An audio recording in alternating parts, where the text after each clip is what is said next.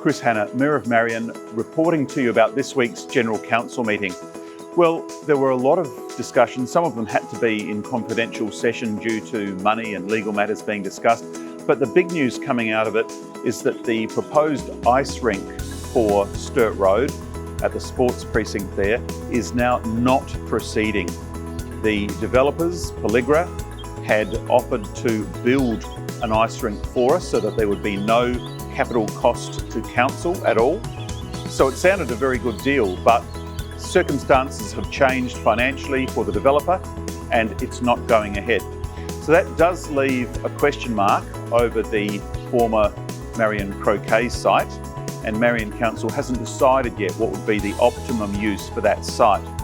Meanwhile, the basketball five-court stadium is making progress for the Norfolk Road site in Marion, and the successful tenderer for the design process will soon be announced.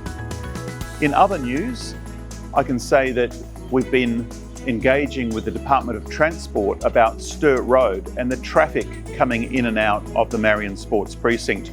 We know it's a problem, and one of the options that we're looking at is perhaps another entry-exit where the former ladies bowling club rooms were. So that's a work in progress. It's early days, but we're talking about it at least.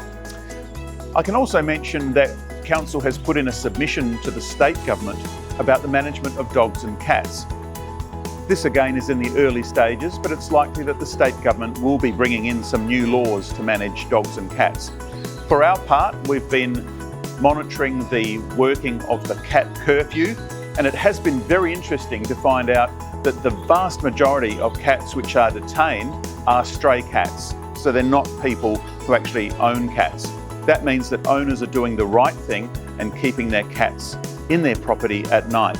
And finally, I can tell you that despite a lack of community support during the consultation phase, Marion Council has adopted a reconciliation action plan to improve cooperation with and understanding of Kaurna culture. It's a very important part of the history of this area, and we have a modest budget attached to that for improving understanding among staff, for engaging with local Kaurna people, and of course we have the wonderful Living Kaurna Cultural Centre, which is well worth a look.